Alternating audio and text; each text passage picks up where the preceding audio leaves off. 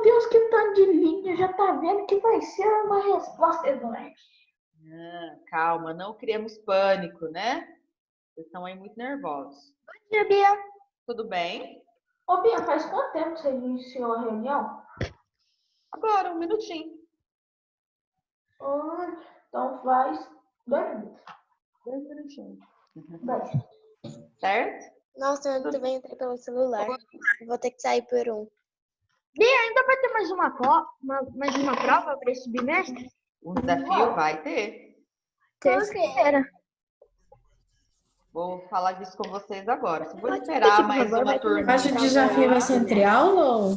Calma que eu vou explicar. Só vou esperar mais uma turminha chegar aí. Né, Vai ser de consulta? Calma, turma. Vou esperar o pessoal chegar para eu conseguir explicar. É porque a gente é curioso. Porque senão eu fico Muito falando curiosos. a mesma coisa 1 milhão de vezes, né? Então tem que esperar todo mundo Uma entrar. resposta, Bia. É de consulta, sim ou não? Calma, disse que vou passar todas as informações já já. Turma, eu peço para que antes de qualquer coisa, para que vocês vão até lá o chat para me mandar os nomes, tá? Faz isso enquanto eu vou dar recados, tá? Então vocês vão aí mandando o nome, me ouvindo, ok? Primeira coisa, o nosso desafio está marcado para o dia 30, certo? Tudo bem? E aí, esse desafio vai caminhar da mesma forma como os anteriores foram. Então, na terça-feira, dia 30, vai ser o nosso desafio e não será no horário de aula, ok? Será à tarde. Então, quando for 12h15, eu libero o acesso para vocês e vocês vão poder ir até o Google Forms, do link que eu mandar, e responder as atividades, tá? As questões que estão lá. E aí, vocês terão até às 8 horas da noite para me enviar as respostas, ok? Tudo bem? Bia, você vai prorrogar o prazo? Você vai deixar entregar até meia-noite? Não, é até às 8 horas da noite. Tudo bem? Certinho? Você vai poder consultar a atividade que você quiser, né? Você vai poder consultar suas respostas da apostila, você vai poder consultar as videoaulas que eu gravo, você vai poder consultar aquelas aulas do SAS TV, os slides que eu disponibilizo para vocês lá na nossa sala de aula virtual e assim por diante, tá bom? Vou falar agora a matéria do nosso desafio. Então, quem quiser já anotar, por favor, pegue aí a sua agenda ou o seu lápis para você anotar. Tá? Vou mandar também aqui no bate-papo. Rapidinho para mim pegar a minha agenda. Você dá um minutinho? Espera.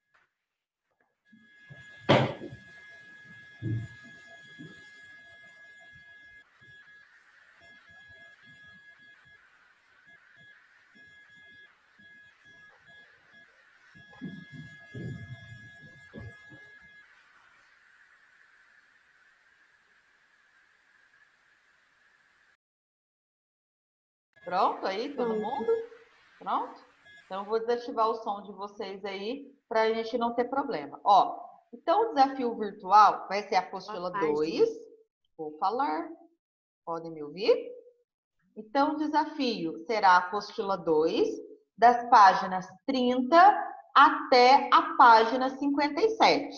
Tudo bem? Da página 30 até a página 57. Tudo bem? Aí mandei no bate-papo para todo mundo poder ter acesso. O que é que vai cair, né, dessas páginas todas? Vai cair o capítulo 7 inteiro, que vai falar sobre os hebreus, os persas e os fenícios, certo? E o capítulo 8 vai falar daquelas divisões do continente africano e vai cair um pouquinho sobre aquelas organizações que a gente viu de aldeias, confederação de aldeias, reinos, cidade-estado. E também vai cair um pouquinho sobre Cartago, que a gente vai começar hoje a falar e vai terminar de falar, tentar terminar de falar na terça. Mas eu acho que não vai ter problema não, tá bom? Certinho? Então, da página 30 até a página 57. E Quantas questões que vão ter? eu acho que são 12 questões. Tá? Tá. 12 Prestem questões? Isso. Tá? Que vão ter questões de vocês marcarem as alternativas e também terão questões para vocês digitarem as respostas, tá? Eu tenho certeza que vai cair uma pergunta assim. Quais que foram as contribuições dos fenícios, dos persas? Será?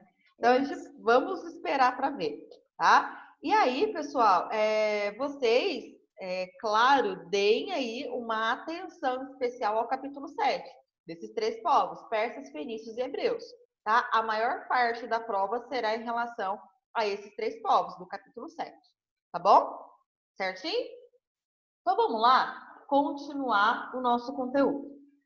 Ainda na linha de avisos, pessoal, eu queria alertar o 6º ano, porque na sexta-feira que vem, eu vou fechar as notas de vocês, certo? Todas as notas. Por quê? Na outra semana, a gente vai fazer a nova oportunidade. O que é a nova oportunidade mesmo? A recuperação, para recuperar as notas que você perdeu, né? Lá na nossa sala de aula virtual, eu já passei 2 tarefas, além dessas da apostila que a gente faz e corrige. Quando eu entro aqui, isso daqui aparece só para mim, vocês não aparecem. Tem algumas atividades que tem gente que não enviou. Ó, o que está em verdinho, por exemplo, é que a pessoa entregou, o que está em vermelho, a pessoa não entregou ainda, certo? E aí, eu consigo ver quem entregou com atraso. Por exemplo, quando aparece aqui, ó, concluída com atraso, significa que a pessoa entregou depois do prazo. Então, você que ainda não entregou alguma atividade, você tem que entregar. Porque, por exemplo, na hora de eu dar nota, eu não vou te dar nota nenhuma. Tá? Tudo bem? Então, você, por favor, vai lá na sua sala de aula virtual e vê se você entregou. Bia, como é que eu faço para confirmar que eu entreguei? Verifica se você respondeu aquele questionário. Lembra aquele questionário de 1, 2 e 3, que eu já até passei o gabarito para vocês? E também aquela outra atividade lá que vocês tinham que Bia, você me responder. manda de novo? Ô, Bia, Então, depois vocês vão me mandar uma mensagem. Bia, me manda o link da sala de aula virtual. Aí eu envio para vocês. Tá bom? Tá eu bom. mandei. Ô, Bia, você enviou só 2 tarefas, né? Só 2 tarefas. Uma que era uma atividade no Google Forms sobre os 3 povos, fenícios, persas e hebreus. E a outra que era a reescrita sobre o alfabeto maia. Tá? Então Essas 2 atividades. Tá bom? tá bom. Então, vocês têm que ir lá verificar se você me entregou todas as atividades. Ô, Bia, eu Certo? enviei as 2, só que com e-mails diferentes. Que eu enviei uma com o e-mail da minha irmã, que foi a do alfabeto maia, e a outra eu enviei com o meu e-mail. Tá, então depois eu vou verificar. O seu sobrenome e o da sua irmã são até parecidos, né? Então eu vou provavelmente Sim, ver isso lá, tá? da minha irmã Agora, por exemplo, eu acho que não é muito o caso do 6º ano. No 8º ano, por exemplo, tem um aluno que tanto o e-mail quanto o nome da pessoa na sala de aula virtual é GamerBR. Como que eu vou saber quem que é GamerBR, né? Então, quando, por exemplo, todo dia quando acaba a aula, eu faço a chamada, ó, né? E aí eu olho a lista e falo, não tem nenhum aluno que chama GamerBR, né? Então aí é complicado, tá bom? Então, assim, verifica se você entregou as 2 atividades, porque senão você vai ficar sem nota. E aí você vai ter que fazer a nova oportunidade, tá bom? E aí os alunos que não fizeram podem fazer as atividades, tudo bem? As tarefas lá da sala de aula virtual, certo? E aí, como eu já tinha avisado, quem perder algum desafio, primeiro ou segundo, vai ter que fazer a nova oportunidade para recuperar a nota daquilo que perdeu, tá bom? Certinho? E aí, na semana que vem, eu passo os nomes para vocês de quem é que perdeu. Então, por exemplo, Marcelo, estou aqui supondo, tá? O Marcelo perdeu o primeiro desafio, então ele não conseguiu alcançar os 17 pontos e meio, que é a média. Então, eu vou chamar o Marcelo, você ficou de NO. Então, sei lá, depois, Ana Lia, você ficou de NO. Fabiana, você ficou de NO, tá? Então, eu vou entrar em contato para avisar quem ficou de NO e passar as informações certinho, tá bom?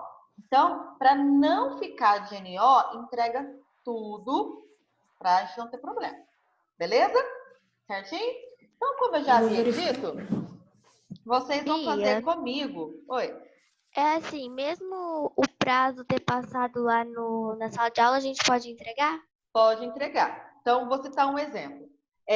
Se o Marcelo entregou dentro do prazo, um trabalho bem feito, caprichado, ele vai receber, sei lá, por exemplo, você vale 1 ponto a atividade, ele vai receber 1 ponto, tá? Aí você também fez o trabalho caprichadinho, bem feito, você entregou depois do prazo. É justo com o Marcelo eu dar para você também 1 ponto, sendo que o Marcelo cumpriu com o prazo certinho? Não. Não. Né? Então, você receberá uma nota um pouco menor, tá? Só que imagina o seguinte, que o trabalho do Marcelo, ele fez de qualquer jeito, respondeu qualquer coisa, fez de qualquer jeito lá. Então, eu vou dar para ele, por exemplo, meio ponto, porque ele entregou, mas entregou um trabalho ruim. Aí você, por exemplo, entregou atrasada, mas entregou um trabalho muito bom. Então, para você, eu posso dar, por exemplo, 0,7, enquanto que para o Marcelo eu posso dar meio ponto. Porque apesar dele ter entregado a atividade em dia, ele entregou um trabalho muito ruim. E assim por diante, tá? Então, quem entregou atrasado vai ter um desconto na nota. Não vai ser a nota inteira, certo? Mas é melhor receber menos nota do que não receber nota nenhuma. Não é? Oi. Eu tô olhando aqui nas atividades, aqui no link do Classroom, tá escrito que das atividades, as duas, que a data de entrega foi 4 de junho e a outra 19 de junho.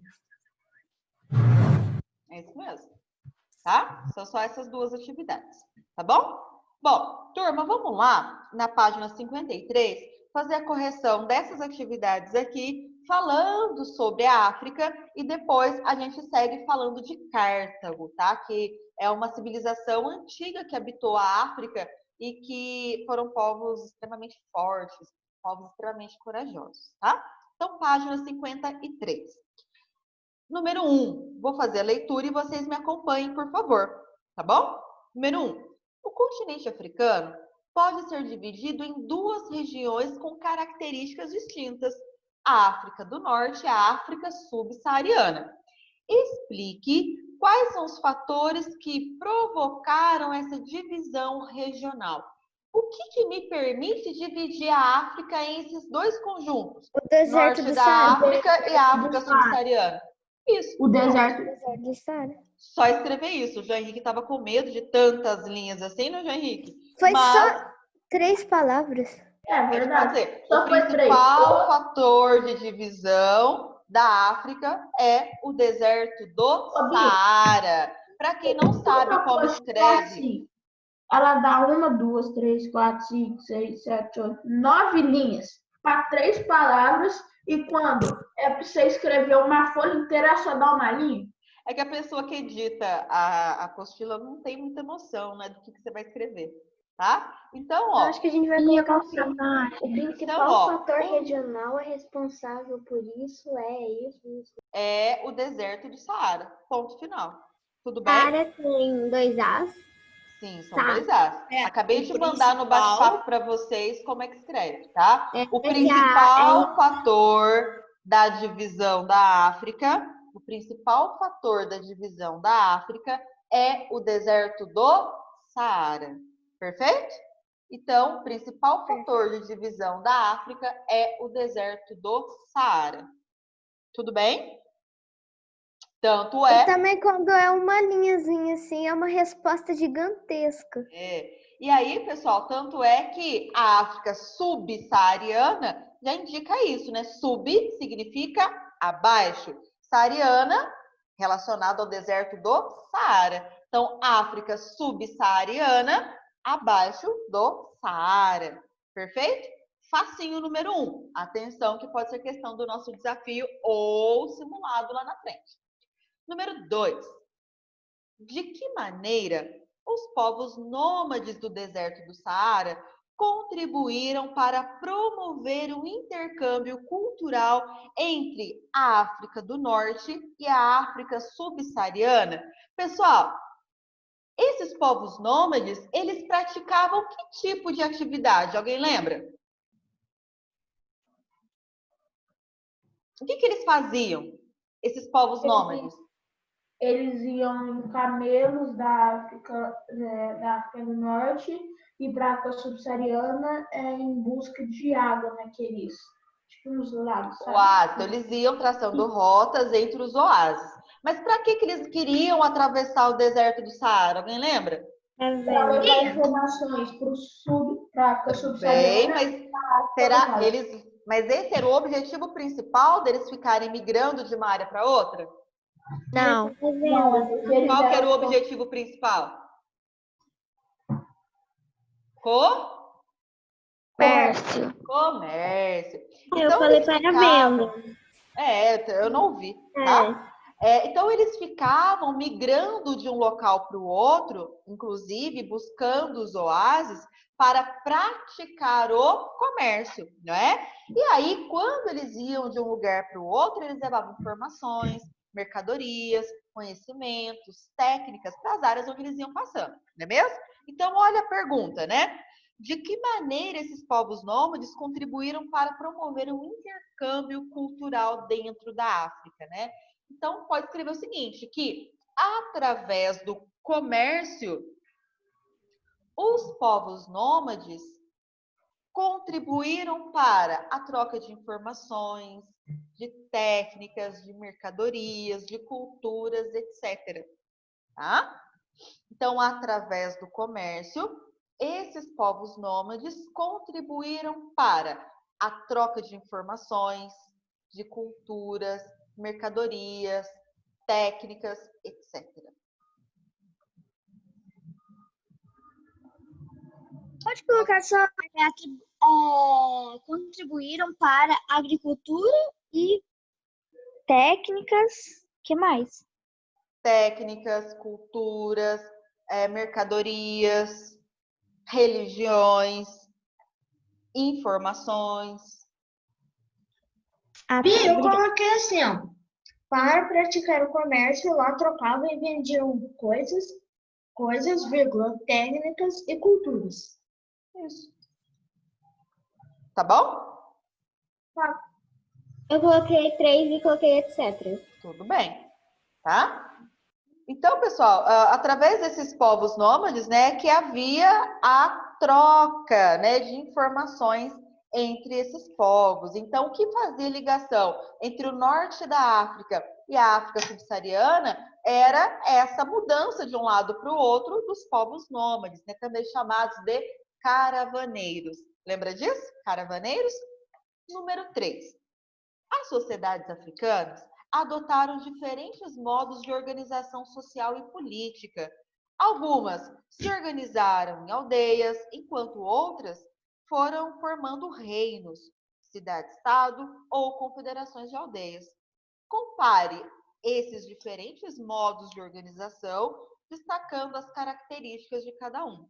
Bom, a questão 3, ela é muito fácil de responder, porque se você abrir a apostila, do lado de cá já tem toda a resposta. Claro que você poderia resumir. Então, quais são as formas de organização dos povos africanos? Eles se organizavam em aldeias, se organizavam em confederações de aldeias, em reinos e em cidades-estados, não é? E aí a apostila pede para a gente dar características de cada um deles, tá? Então, ó, as aldeias eram formadas por grupos de família e tinha cada família tinha um líder. Só que também tinha um líder da aldeia inteira. A confederação de aldeias era a reunião de vários líderes de aldeias para tomarem as melhores decisões. O reino vai juntar muitas aldeias sob a liderança de um rei, certo? E a cidade-estado é aquele grupo que vai se autogovernar, sendo independente das outras cidades, das outras aldeias, tá? Então, pessoal, eu não vou digitar um por um, porque exatamente na página 52 você já tem a resposta, tá? Então, quem não fez, é só olhar a página 52, tá bom? Observando o que é aldeia, o que é confederação de aldeia, o que é reino, o que é cidade-estado. Pois não, Ana? Eu posso só falar como eu organizei? Pode. É porque eu coloquei o nome, vou dar o exemplo de aldeia, coloquei entre aspas e o que ela é. Sim, Entendeu? tudo bem. Tá bom? Perfeito. Tá? Então é só você olhar o que tem aí do lado e dar uma resumida, tá bom? No que é, beleza? Tudo bem? Então, assim, encerramos a página 53 e podemos começar o conteúdo novo falando de uma região da África chamada Cartago, tá? Deixa eu compartilhar aqui os slides com vocês. Estão conseguindo me ouvir bem, né, turma? Sim. Então, ótimo. Sim. Se houver dúvida, vocês podem ativar o microfone e conversar comigo, tudo bem? Se houver dúvida, mas se for para falar bobeira, melhor não ativar, né? Porque Foi o Cartago que sofreu pela aristocracia? Eu não lembro lá. Ah, isso, exatamente. Eu já comecei a falar de Cartago para vocês, né? Bom, então aqui nós temos o continente africano e nessa pontinha aqui, ó, aonde eu estou passando o mapa, tinha uma cidade chamada Cartago, certo?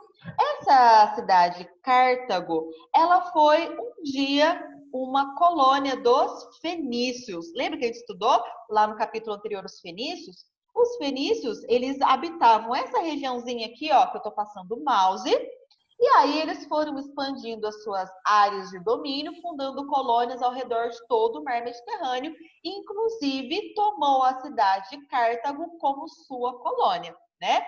Só que a gente viu que os fenícios aí foram enfraquecendo, né? A ponto de Cartago, lá durante o século VI a.C., conseguir conquistar a sua independência, tá? E aí, Cartago, quando conquista sua independência, ela começa a ir às cidades vizinhas e começar a colonizar as cidades vizinhas.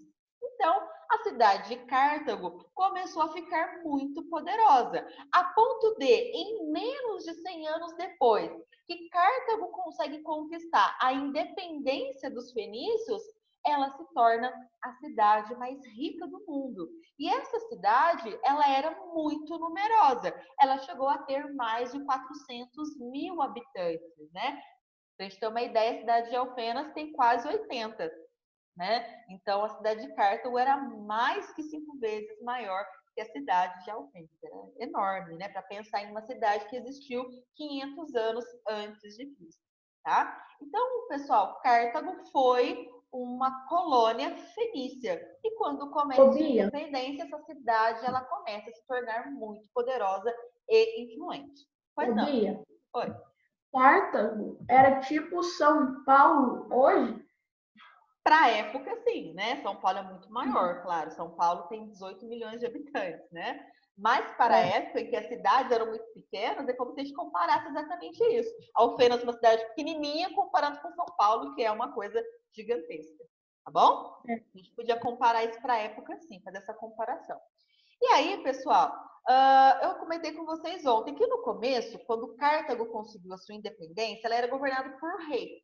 Quando ele morria, o trono passava ao seu filho, né? E aí, enquanto existia essa realeza hereditária, ou seja, o trono era passado de pai para filho, no começo o rei, ele assumiu o poder político, ou seja, ele governava Cartago e também ele era considerado um chefe militar. Ele que pensava em traçar as estratégias militares de ataque e defesa de Cartago. Tudo bem? Só que com o passar do tempo, a gente percebe que lá no finalzinho do século V a.C., esse poder dos reis de serem líderes políticos e também líderes militares foi se enfraquecendo por conta da aristocracia, que o Miguel acabou de falar. E aí, essa aristocracia, o que era, né? A aristocracia era basicamente um grupo muito pequeno que compõe as pessoas mais ricas de um determinado local.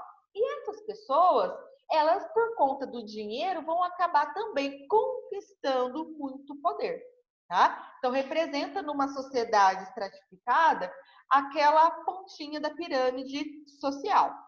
E aí, essa aristocracia começou a tentar pegar o poder para ela, tirando todos os poderes aí da mão do rei. Então o rei foi ficando um pouco enfraquecido, porque essa aristocracia queria compartilhar desse poder. A cidade de Cartago, pessoal, ela era muito beneficiada por estar aqui à beira do mar Mediterrâneo, né? Então, eles herdaram lá dos fenícios essa habilidade de serem bons navegantes, tá? Então, eles aproveitaram esse fato de estarem à beira-mar para conseguir conquistar várias áreas a partir do mar Mediterrâneo, já que eles tinham muitos bons navios para isso, tá? Então, se a gente observa a posição de Cartago, né? Olha aqui, Cartago está aqui, o mar está aqui, ó, bem pertinho, né? Está no litoral. Então, Cartago começou a aproveitar essa herança de serem bons navegadores para conseguir ir para vários outros locais para conseguir praticar o comércio.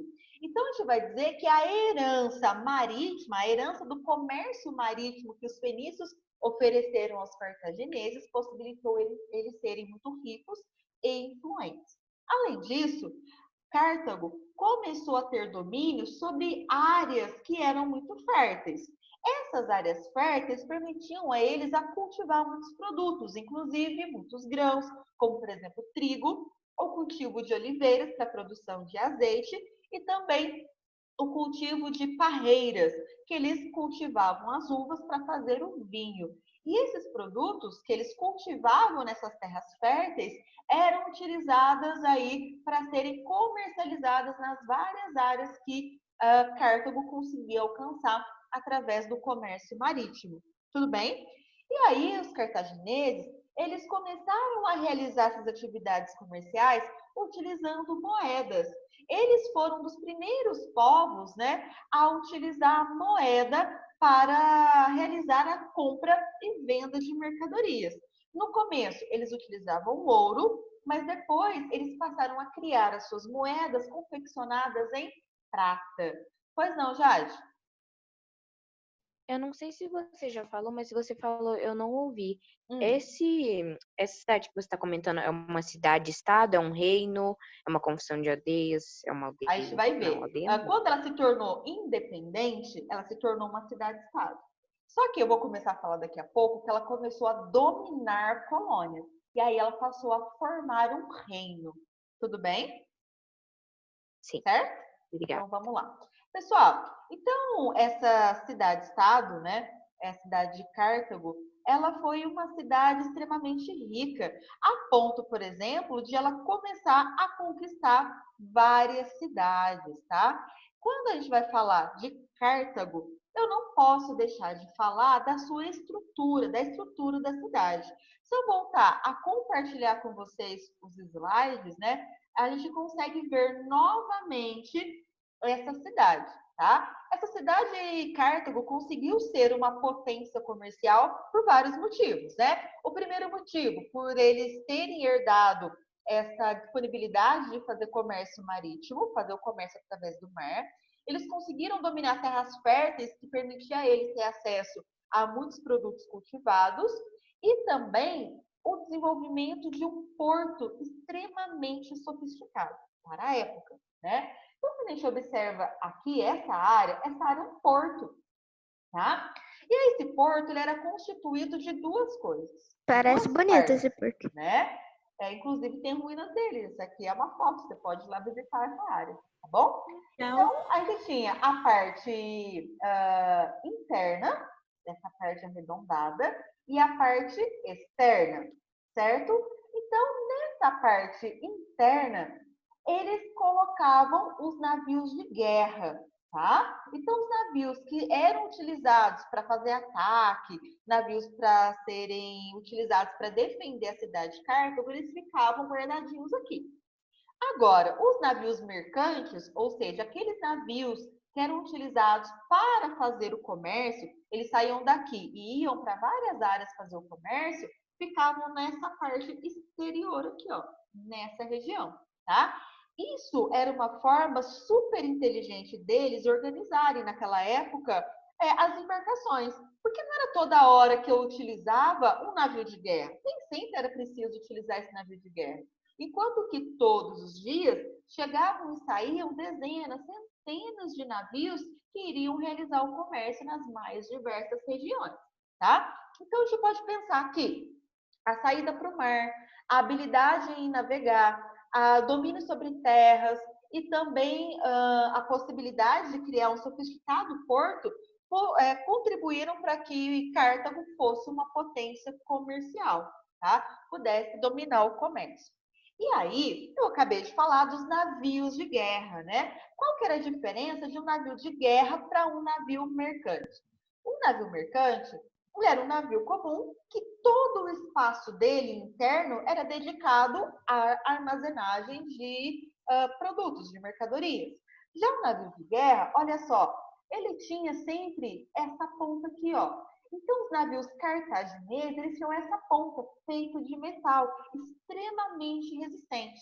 Para que esse navio tinha essa ponta? Ele tinha essa ponta para que quando ele estivesse entrando em um confronto, essa ponta, como ela era muito longa, ela conseguia atingir o casco dos navios rivais. E o casco de um navio, se ele está furado, acontece o que com o navio? Ele afunda, naufraga, né? Que tem uma reconstituição através de um desenho como que era, né? Então, a gente percebe que o espaço aqui embaixo para armazenagem de mercadorias não existia. O espaço aqui que tinha era basicamente para ter mantimentos para a tripulação e eu tinha as ferramentas de combate, tá? Então, era bem diferente dos navios mercantes, que todo esse espaço interno era dedicado ao que a gente conhece como mercadorias comercializadas, tá? O exército deles, pessoal, era um exército extremamente organizado, tá? Eles, inclusive, quando a gente pesquisa, vê filmes sobre os exércitos cartagineses, eles eram muito conhecidos por utilizarem elefantes dentro do seu exército. Então, os elefantes, eles tinham uma grande vantagem, davam uma grande vantagem aos cartagineses, porque os elefantes são muito grandes. Então, você estar sobre um elefante, você consegue ter uma visão privilegiada do campo de batalha. E lá em cima você pode tacar flecha, você pode atingir o seu adversário em uma posição privilegiada. Até porque matar um elefante é muito difícil, é um animal muito resistente, tá? E outra coisa que contribuía para o exército cartaginês era como esse exército era formado.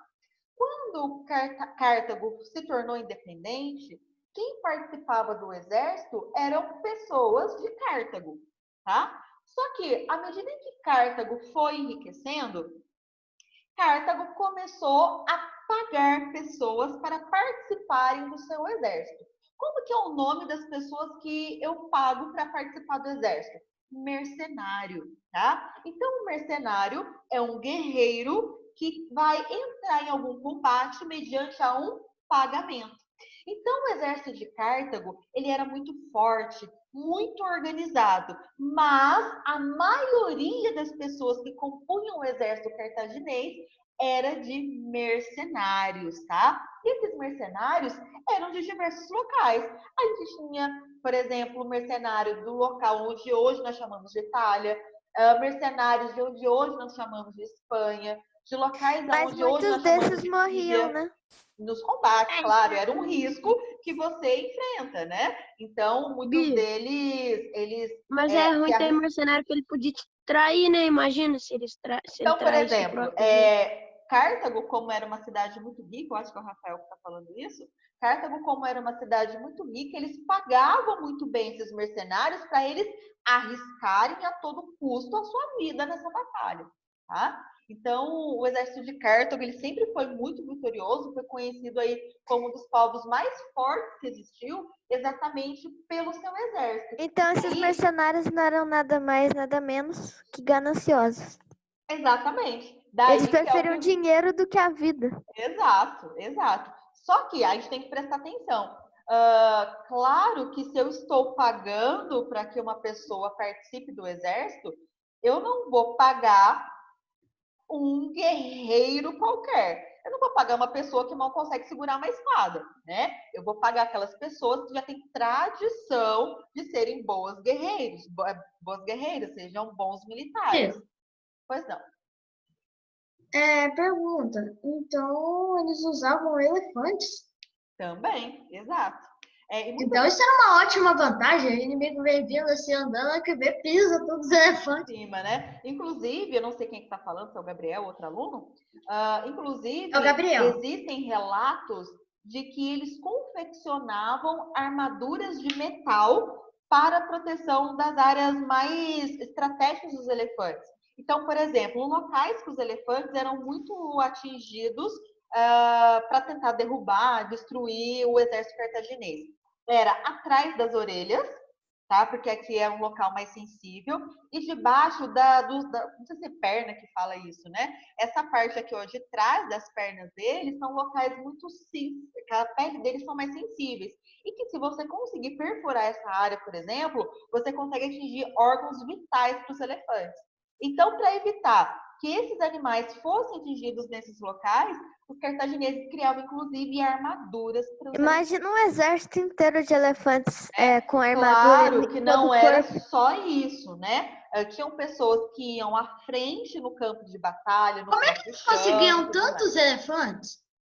Para começar, a gente está falando de um período antes de Cristo, deixa eu interromper aqui, em que a caça ao elefante dentro da África não era uma coisa tão comum, né? Isso começou a acontecer com os europeus chegando lá em busca do marfim, que é aquele chifre do elefante, né? E que para tirar você precisa matá-lo. Então a caça ao elefante é o que fez com que a sua população reduzisse drasticamente.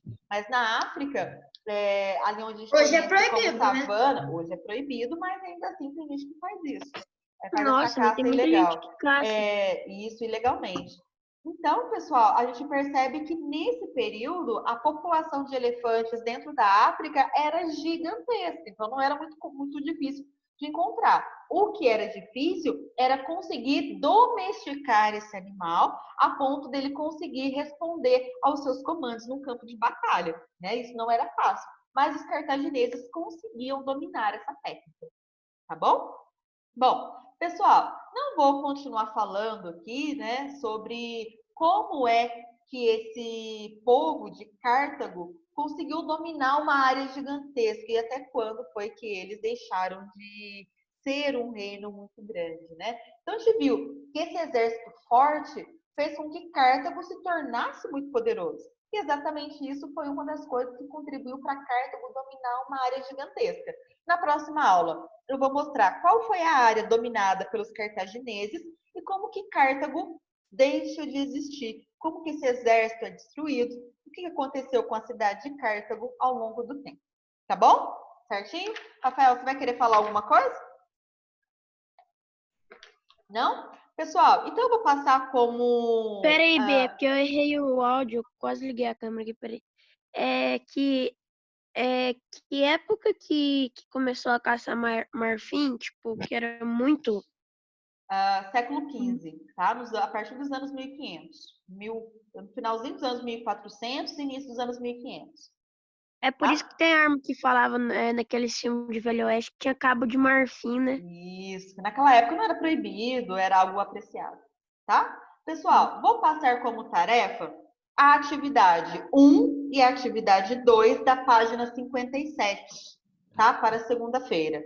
1 e 2 da página 57. Vou colocar lá no SAS Conecta daqui a pouco, tá bom? Tchauzinho, gente. Bom final de semana. Tá? Tchau, façam a tarefa, exercício 1 e 2 da página 57. Tá bom? Quem não colocou o nome, coloca aí, por favor. Acho que eu coloquei. Tchau. Beijo, gente. Bom fim de semana.